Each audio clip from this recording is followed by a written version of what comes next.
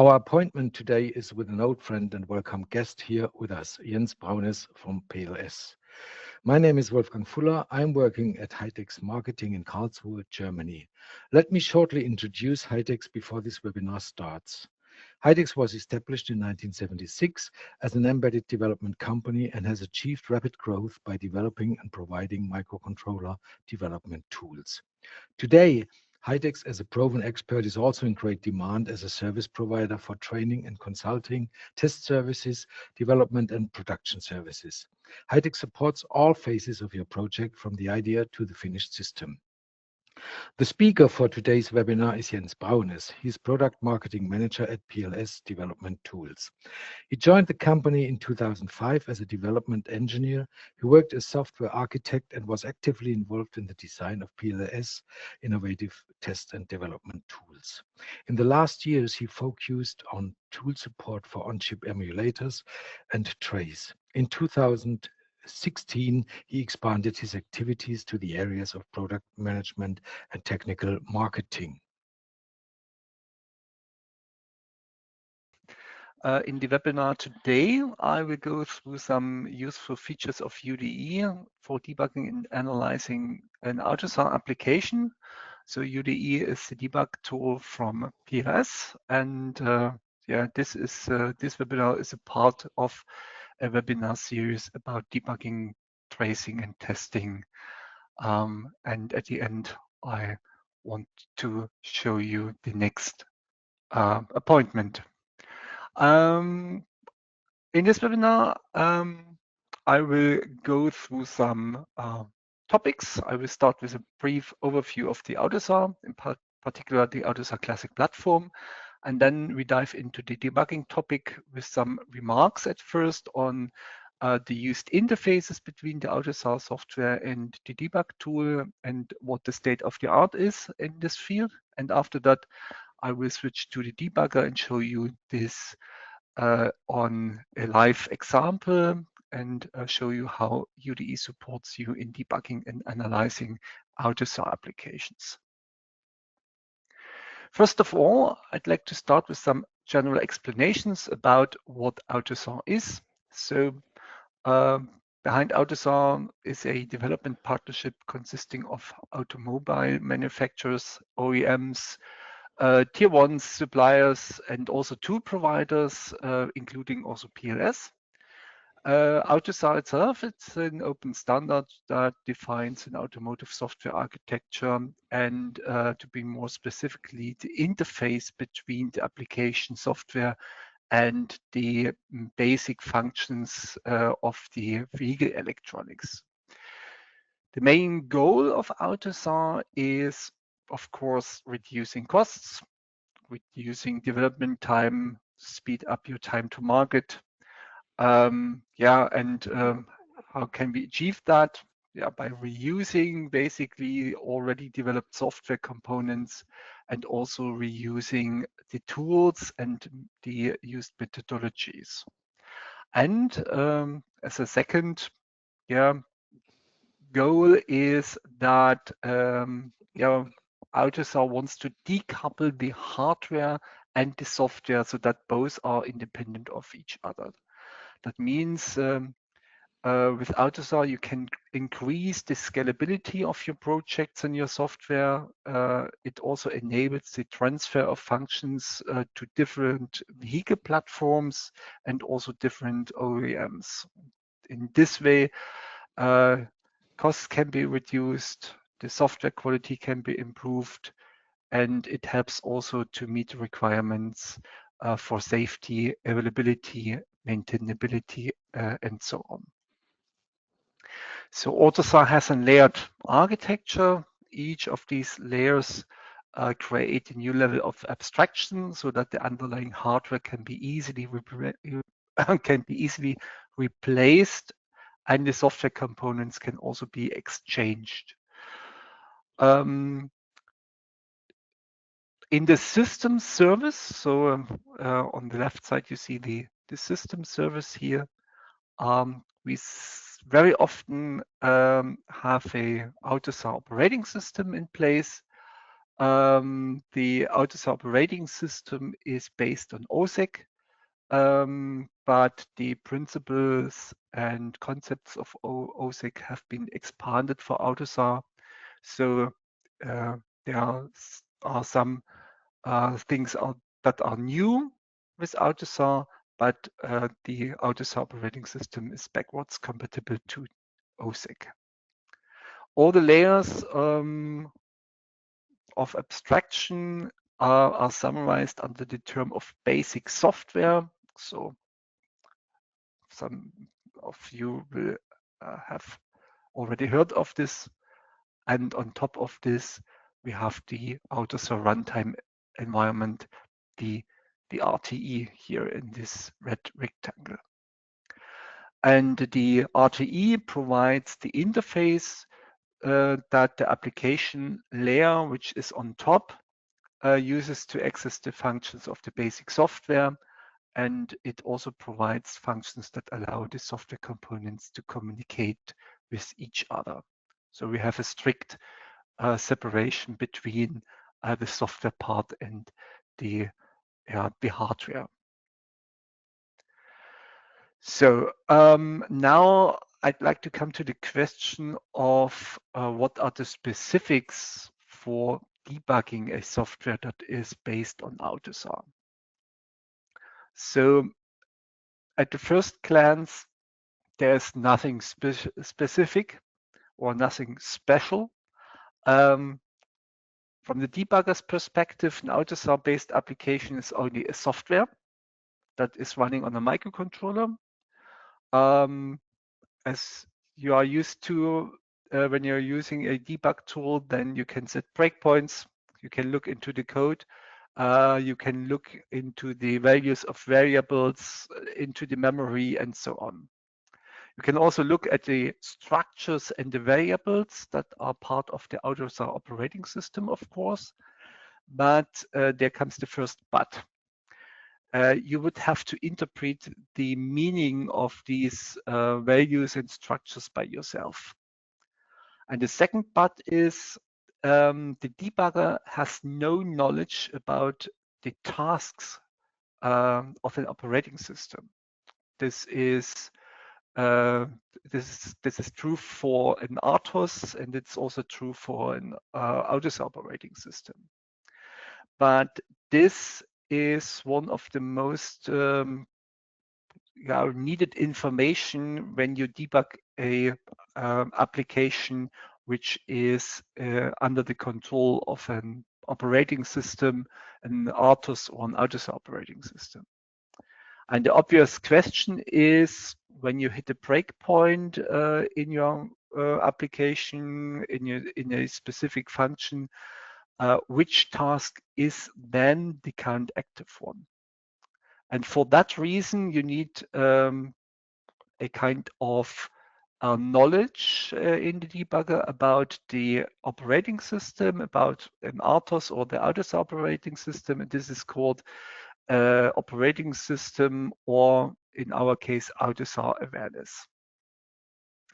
So the AUTOSAR awareness is a debugger feature. In UDE, we have an add-in for that that provides all the knowledge about the AUTOSAR internal structures and objects to the UDE debugger. It basically tells the debugger which memory locations and which variables represent which objects or states in the AUTOSAR operating system. And up to now, the most common way to provide this information to the debugger is to use this so-called ARTI. The term ARTI stands for AUTOSAR Runtime Interface. Here we have again the term OSIC. And the ARTI defines a file that contains all the necessary information for the debugger to show AUTOSAR specific information. The ARTI file is automatically created in the generation process of the AUTOSAR application and can then be loaded into the AUTOSAR awareness add-in in UDE. But ARTI has a number of disadvantages. It does not work very well with multi-core software architectures, and it's not well standardized. In particular, when you want to trace, for example, the tasks of an operating system, so that you can analyze the runtime behavior over the runtime of your application. Then you are facing, or you will face with some issues regarding tool interoperability. That means tools, for example, the debug tool and trace tool, and for example, timing tools does not work very well with each other. And then another disadvantage is the hook mechanism. So hooks in the operating system is a code instrumentation with that aims to support the trace tool for understanding the various operating system states and also recognizing the state changes. For example, a state is also a task. So if you want to do a task trace, observing the task executions and task switches over time, then you need some instrumentation in your code that you can trace that. And the problem with the hooks which are defined by the ARTI and which are implemented in the AUTOSAR stack is that they are a way too intrusive. That means they consume resources in terms of execution time and also in terms of memory. And there was a wish to replace them with less intrusive ones. And for that reason, in the newer AUTOSAR standards, the working groups were focused on a new interface with a stronger focus on the topic of debugging and tracing. And here in these working groups or in these standardization efforts, the ARTI was replaced by the new ARTI, which stands for AUTOSAR Runtime Interface. And everything I want to show you today is based on ARTI. The ARTI defines an interface between the build tools and the debug and tracing tools. In general, it contains the same information for debugging as we had in the ARTI, but it adds some new information, especially for tracing, and ARTI now also supports multi-core applications. Also, the file format has changed. That's not so important for you, but for sake of completeness, the former text file is now an XML file. In ARTI, we have now a new hook mechanism for the instrumentation or to be used by the trace system. With the ARTI hooks, you get much more detailed information about the task execution. So we have a state machine now which contains all the possible states of a task instead of only having a running or a waiting or a not running state that we had with the former ARTI, so that you get much more detailed information in the trace. And the instrumentation itself is less intrusive compared to the ARTI. So important to know is that the hooks are generated automatically if you create your AUTOSAR software. If you use, for example, a tooling from an AUTOSAR vendor, for example, if you use the microsar from Vector. Then you have the DaVinci configurator, which generates the AUTOSAR software. The basis for all things, including also the debug parts, is a so-called XML file, which is a description of all the modules of your AUTOSAR system. And also this description contains the ARTI descriptions for the debug and trace tool. And then we have a so-called ARTI hook generator, which reads that description, creates the implementation for the hooks in form of a C file and also of a header file that is then put in your AUTOSAR project and compiled together with the operating system and application sources. And then the debug tool can load the also created ARTI file, which provides the information about debugging and trace information. So who is providing or who is responsible for the hook generation? It's either the debug tool, so we provide a hook generator as well, but typically the operating system or the AUTOSAR vendor provides a hook generator which creates the hooks and the instrumentation code. Okay, that's enough for the theory. Now it's time to look at the whole thing in practice.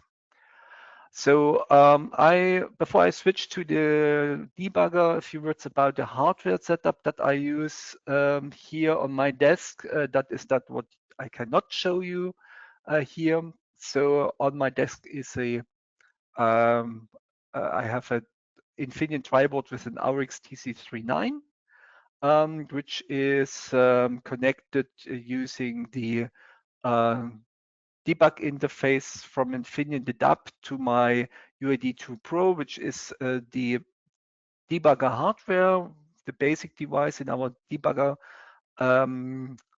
hardware family. We call them universal access devices. And that device is then connected using USB to my PC. Okay, then let's jump to UDE. I have opened the UDE and I have also prepared a debugger session. We call this workspace here. How you start from scratch is covered by other webinars. You will find them on the Hitex YouTube channel or at the PLS website. For now, I want to use a already prepared debugger session, which loads or which connects to my triboard here with the AURIX, and which loads a AUTOSAR application, a operating system and the application into my microcontroller. The AUTOSAR application that I have here is using only 2 cores out of the 6 cores of the AURIX. So for that reason, I have disabled all the non-used cores here in the debugger session. So you see only core 0 and core 1 here. And also for the flash programming and loading the debug information, I have only the option to load into the core 0 and core 1. So I press OK. Then the flash tool gets opened and I can program the application into the flash memory. It takes some seconds here. And once we are finished,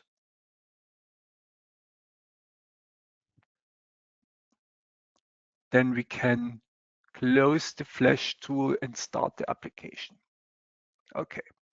So typically, if you do basic debugging, then you set a breakpoint. I can do this. I have also prepared some breakpoints here. I enabled this one, for example, and then we can look into the code, of course.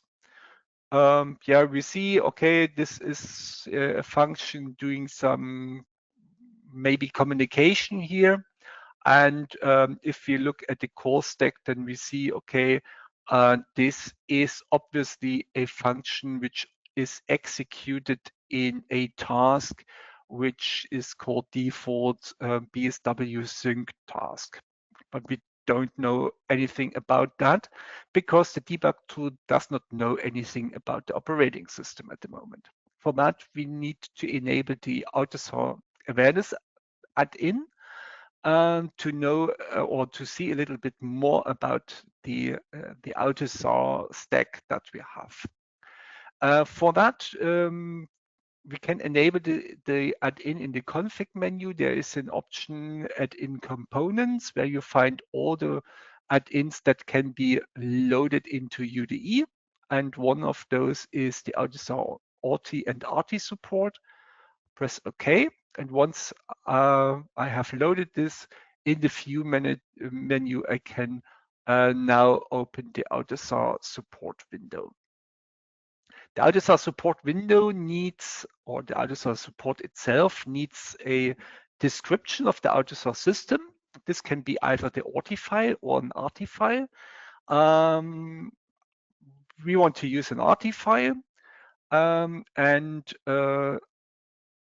I have to go to my project and select the correct one. And then the ARTI file is analyzed and the information is prepared to be shown here. And then we have all the information in place that the ARTI file contains. So we have some tabs here with some information about objects, for example, the tasks of the operating system, and also some other stuff. I would like to show you something in a minute. In the task tab, you see yeah, all the tasks in our operating system here, and in the green highlighted the active one, which is now the default BSW sync task as we assumed before, and also we have the idle task on core 1 is active right now. Everything is red right now because, or red is it indicates that something has changed between the last break of the system and the present break of the system. Because we have loaded the AUTOSAR add-in right now, we assume everything has changed. That's why we see everything in red. If we press the go button and wait for the next breakpoint, then you will see, okay, bad idea. I have to put it on. Yeah, that's much better. Title it up. So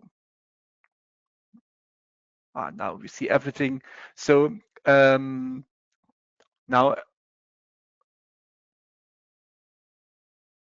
the state of our operating system hasn't changed. So everything is now in the standard color, text color in black. We see the task which are active in highlighted in green. If I use other breakpoints in other tasks, then we will see, okay, now we have changed the current task here, and the task, the default BSW sync task is now in the waiting state. Okay. One of the most interesting tasks, or most important task, if you want to analyze your operating system, is the stack utilization. We have two views for looking at the stack. The first one is the tab stack utilization, which shows you the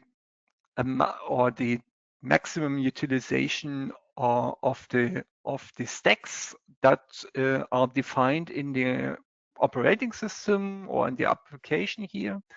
Yeah, you see it's not very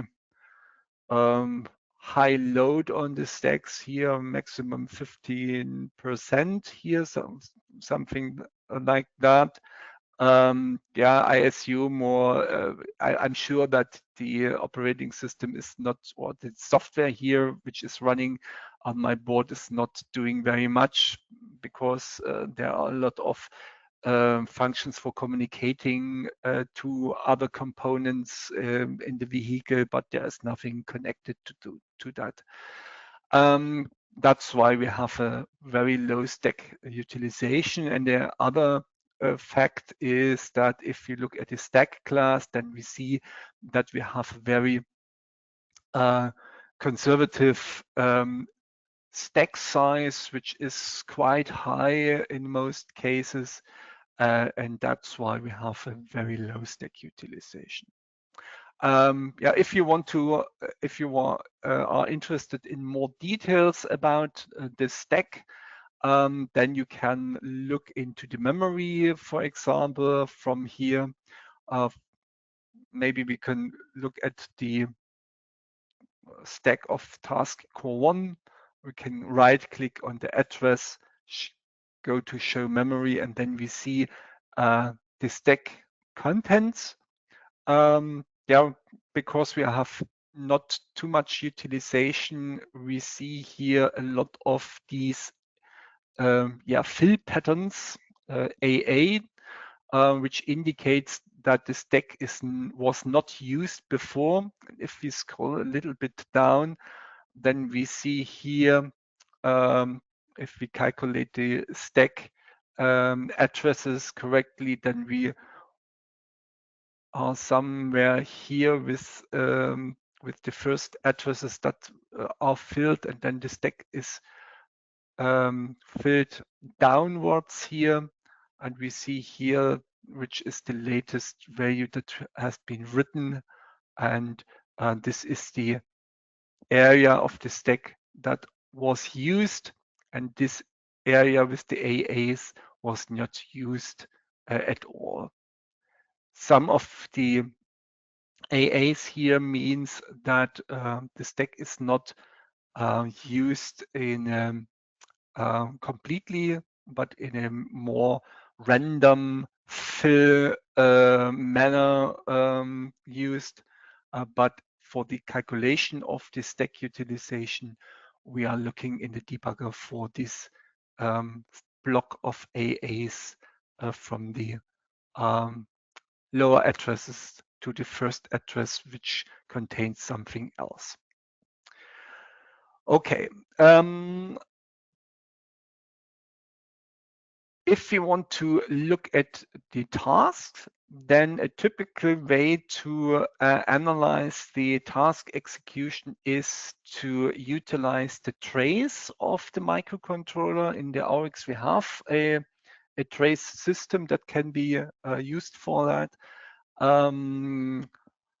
The configuration of the trace system may be very complex because it's very powerful, but for doing typical use cases, including the task trace, we have a tool that we call UDE Simply Trace, and one of the Simply Trace features is the task trace.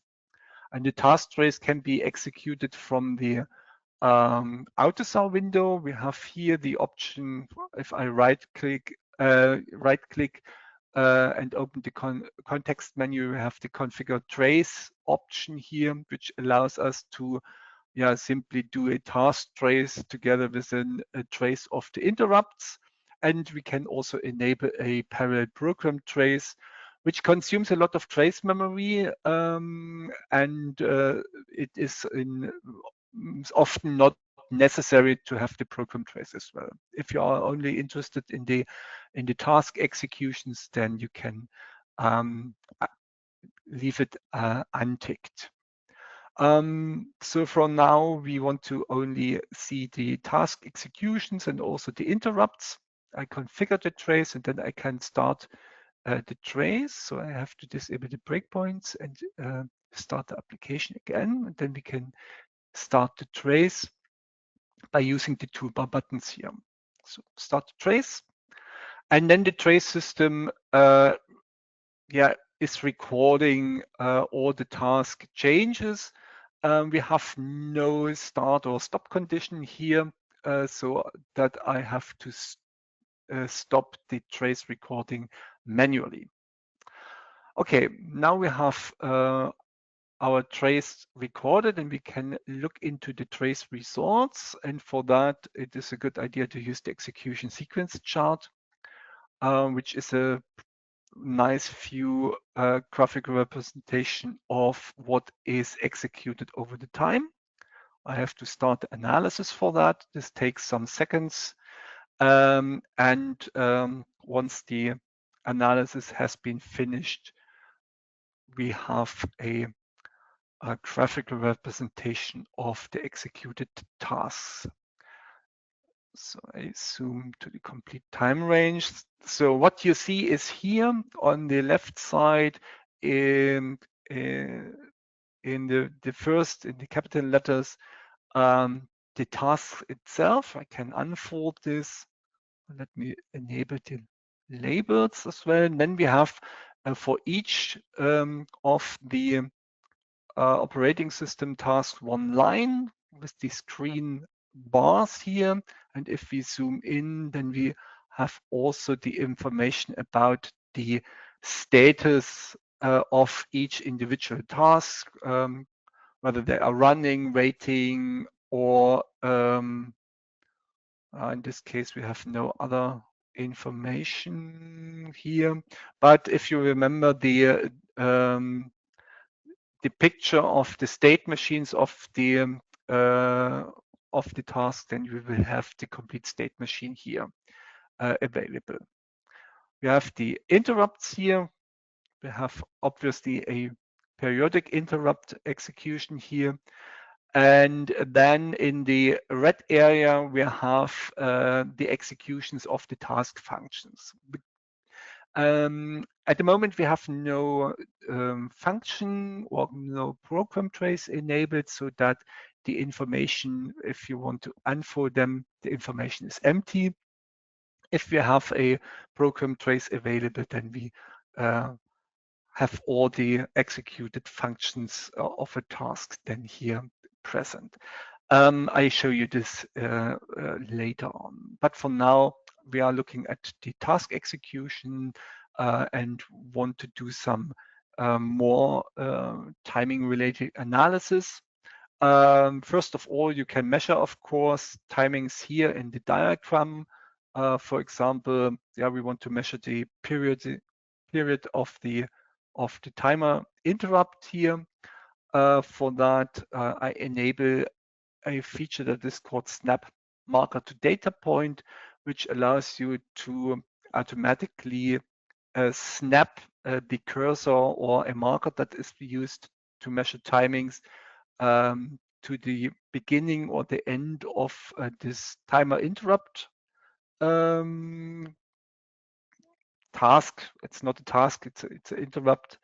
And if I press the left mouse button and together with the shift, then I get this blue marker. And then if I go to this point here and use the control button together with the left mouse button, then I get the green marker. And here is the difference, the time difference between the two markers of around 1 millisecond, which is the periodicity of the timer interrupt.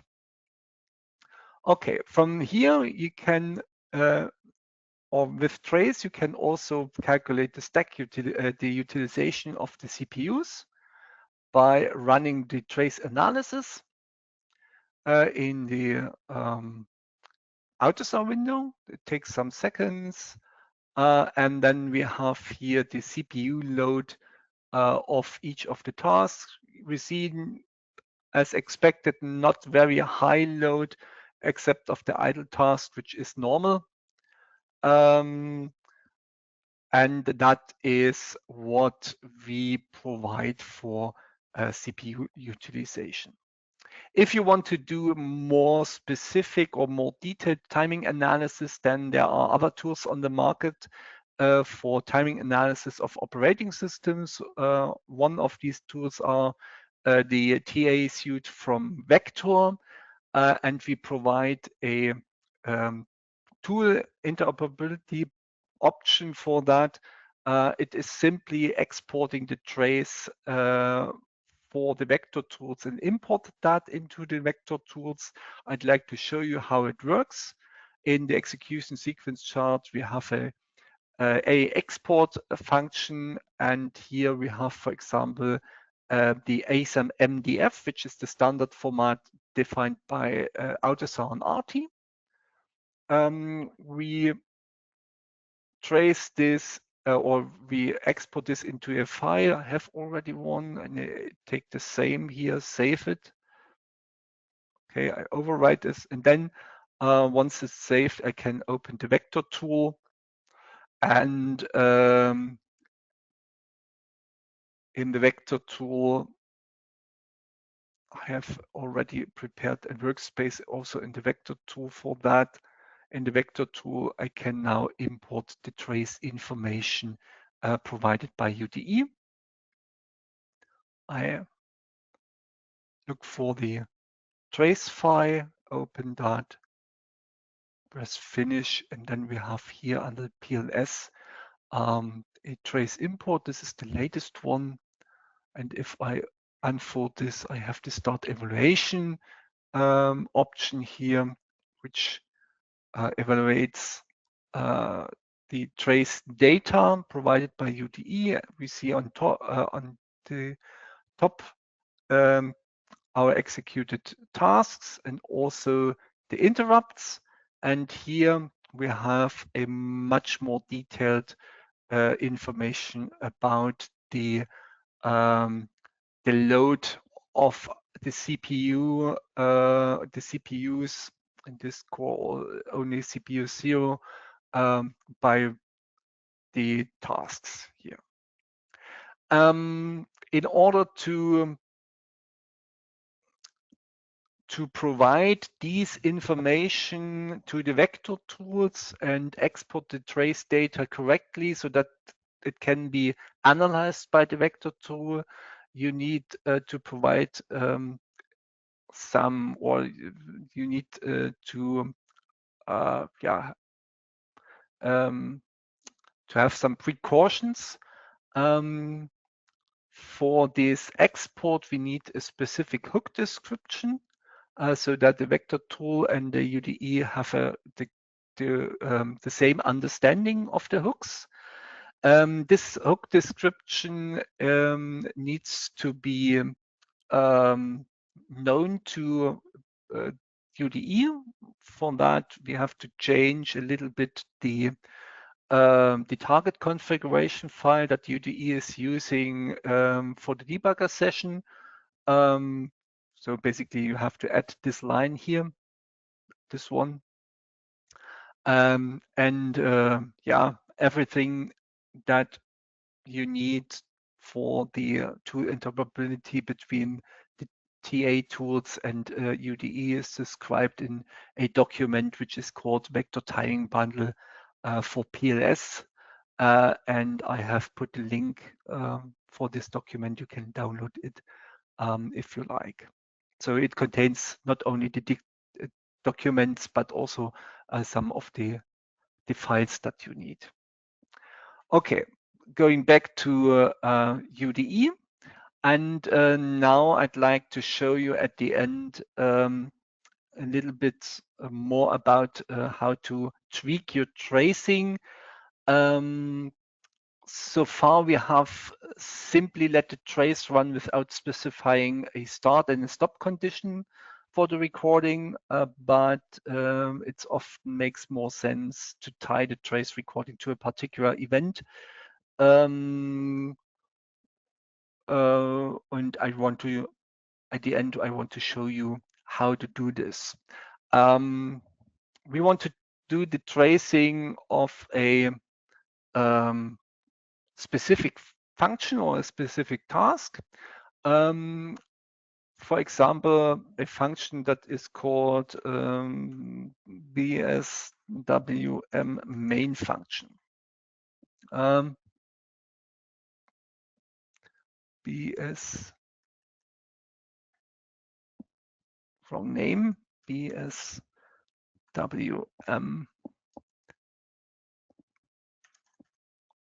main function. Wrong, that's wrong, BSWM main function. Here we are. So we can use also the UDE simply trace feature, and we configure the trace from that function. And then we want to enable the trace for core 0, including the trace of the program execution, not only the tasks and the interrupts, but also the functions. So we configure that. And now we have configured the trace system that it starts if we execute the main function, and we trace everything related to tasks, interrupts, and also the executed functions. But starting from a function inside a task is not a very good idea, because you lose every information that is from before the execution of that function. That's why I want to change the trace a little bit, or the trace recording a little bit, so that we spend at first more memory, and then we want to do the trace not starting at this function. We want to see everything around this function. So we have a trigger condition here, which I changed from pre, that means starting the trace at a certain event, to mid, which means tracing around a certain event, and the certain event is executing our main function here. And once I have configured that, I open the trace window that we see everything. I can start the trace right now.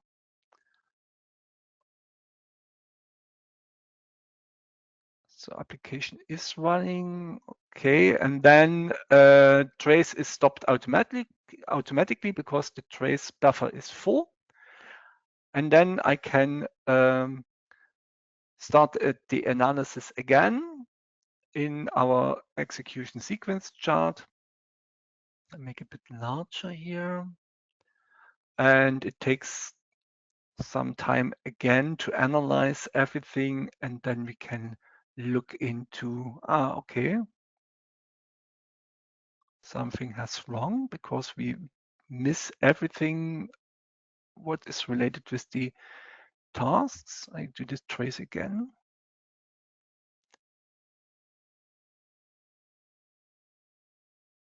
Okay, and then we start the analysis again.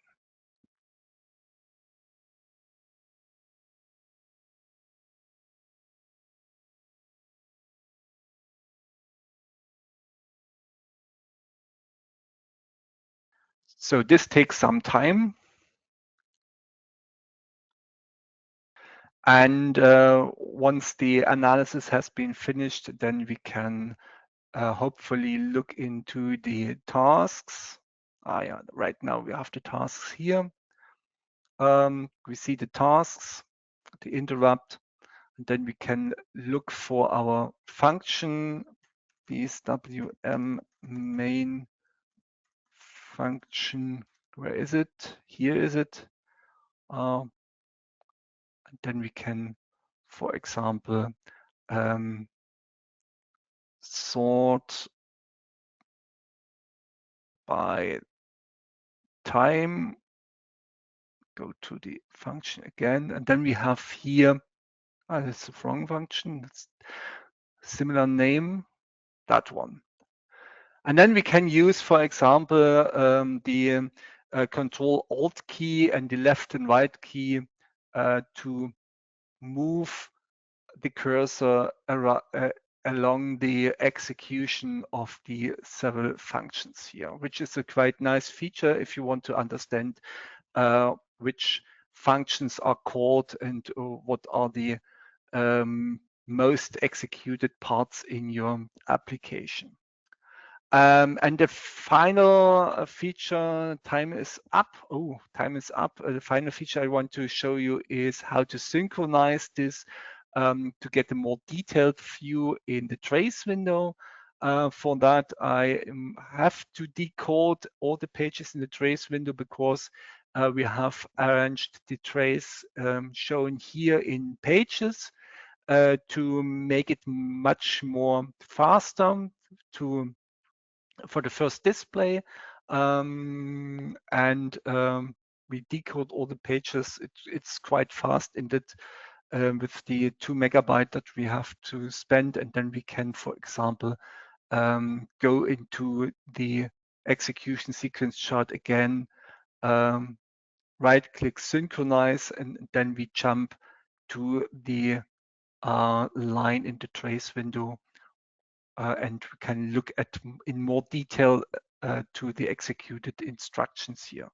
Of course, you can double-click here, go to the code which is executed, or double-click here also in the execution sequence chart to go to the code. Okay.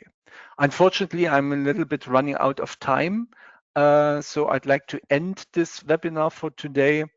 As Wolfgang said before, we will answer your questions offline.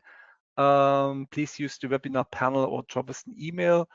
As promised, a short announcement about the next webinar, which will be end of November, and then we will talk about how to debug and trace a specific microcontroller, a automotive microcontroller from NXP, the S32K, which is a Cortex M7 device. Thank you very much